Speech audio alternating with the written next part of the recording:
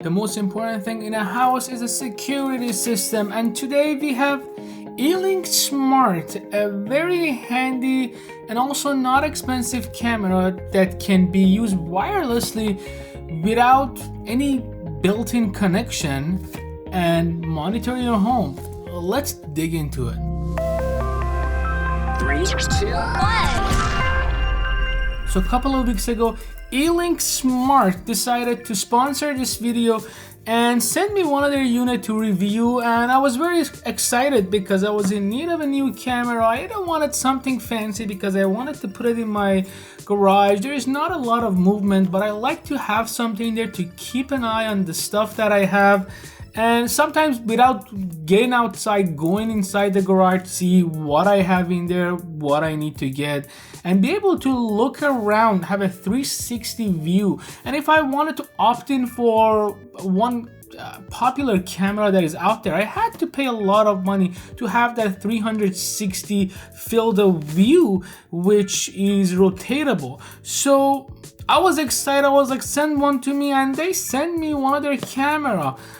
First glance, I was very excited because it checked all the things that I wanted. It right in front of the box, we have the information and the things that this little wireless camera can do for you, and in the back of it we also have a couple of other information about what it can do. Again, this is a 2 megapixel camera, and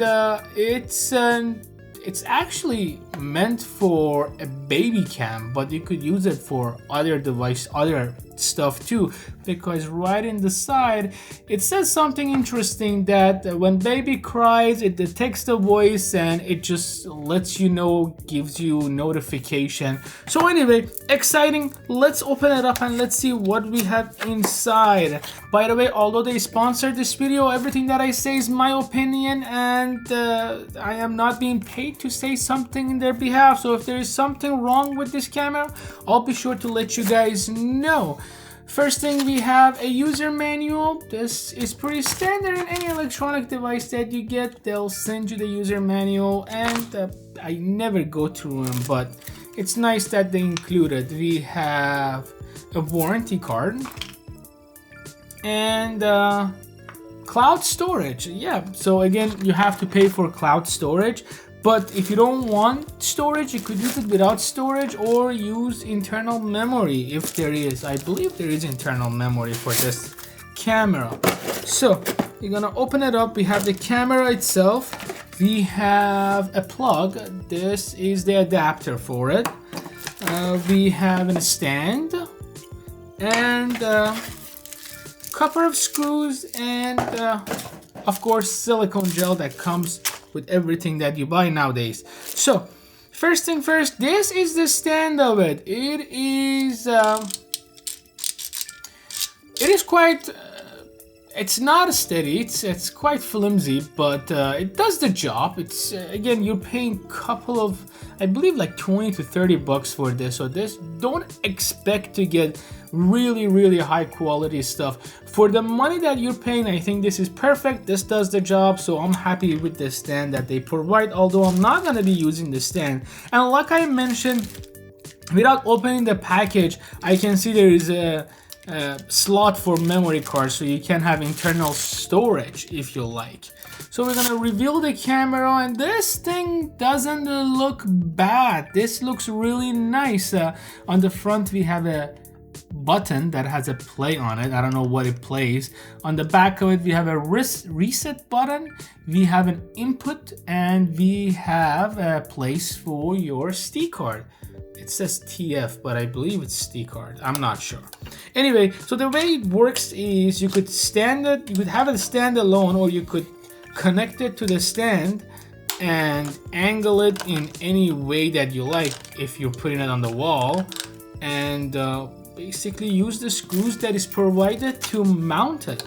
Again, I'm not gonna use it in that way, so I'm just gonna have it like this, and that's it. It is plugged in. Turn on.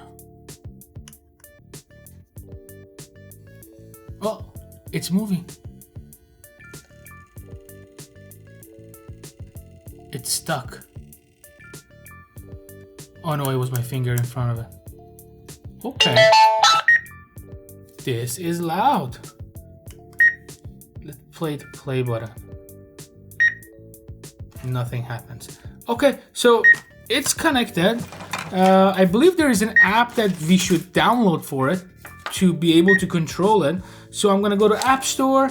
There should be a QR code that you could scan, but if you don't want to scan it, which is, these are the QR codes. But if you don't want to scan it, you could go and search it. But in this case, we are gonna scan the QR code. So it is installed and it is asking me to send me notification. Let's register and we call it AtReef. So right off the bat, the actual interface is not bad. This sound is really annoying. So add a camera. We are connecting. It gives me 3 minutes countdown. Okay, let's connect it again. Okay, so it didn't work. Let's try it again. This is annoying. Scan the code. Success. 3 minutes countdown again. Oh, so we are connected. This is nice. Okay, so I'm gonna be honest with you guys. This is not bad. This is a good app that can offer you a lot of functionality at a very affordable price. This is a good camera. I like it. It does what I need it to do. It is... Who is it calling? Who did it call? Hello? It's calling. So when you press this button, it's calling someone.